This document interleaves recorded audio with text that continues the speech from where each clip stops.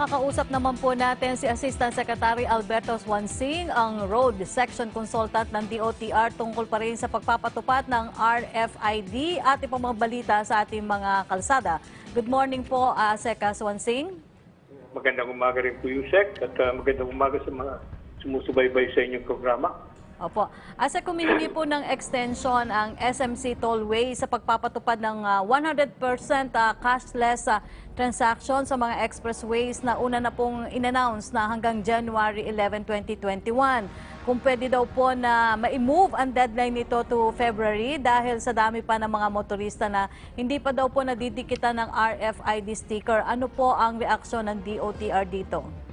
Teka, I think ang sinasabing yung January 2021 is yung tungkol doon sa one RFID, one wallet.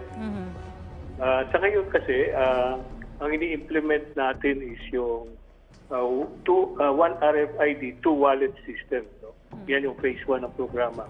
Meaning, kung ikaw ay merong naka-install na RFID ng San Miguel, hindi mo na kinakailangan kumuha ng RFID ng Metro Pacific.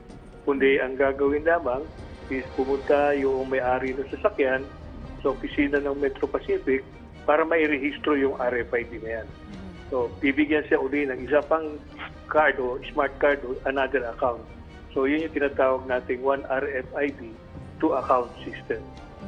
Sa ngayon, ang ating tinatrabaho is yung phase 1B naman, no?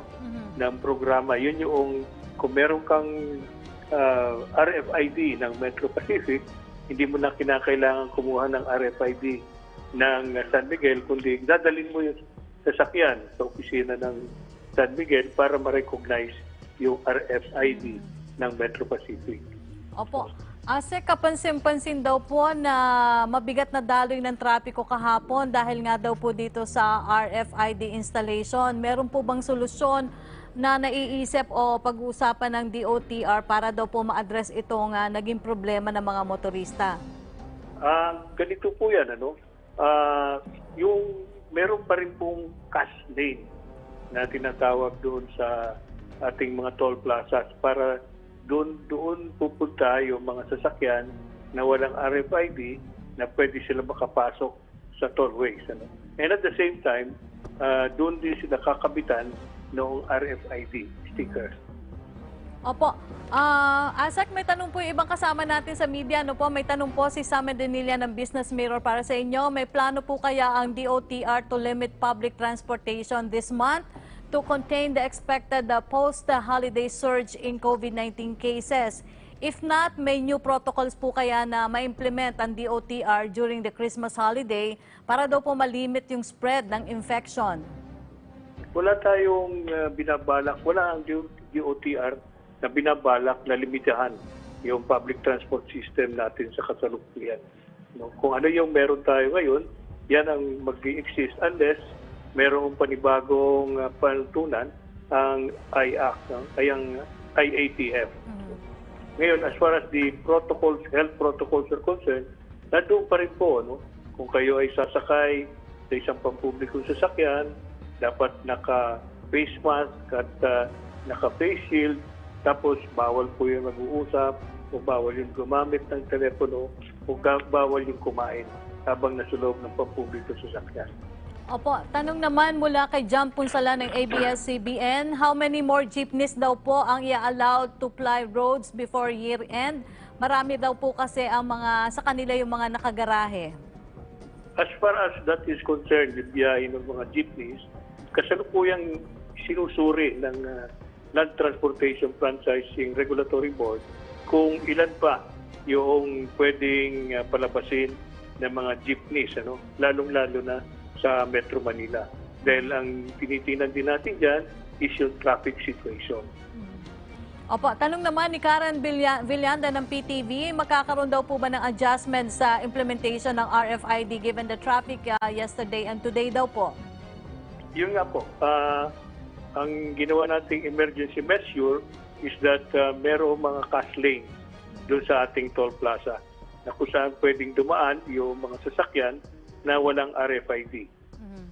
Opo, from Joseph Morong ng GMA News, mag-i-increase po ba or magbabalik biyahe daw po ba ang mga bus sa ibang probinsya tulad halimbawa ng papuntang La Union and other provinces?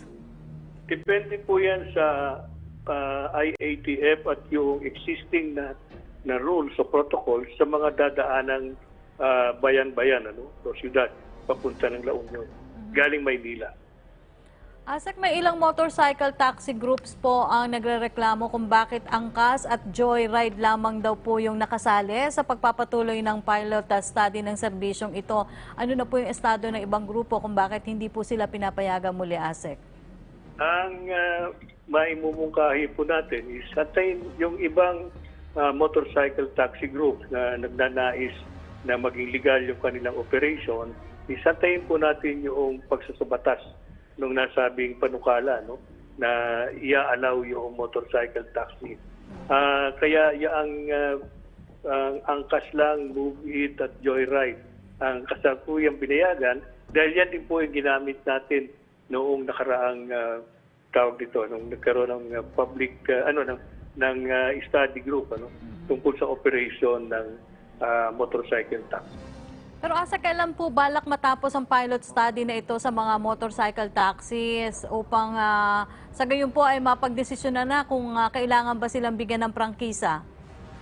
Ang tinatrabaho po ng ating technical working group on the side of LTO, LTFRB, and DOTR is mga 3 buwan lang dapat yan.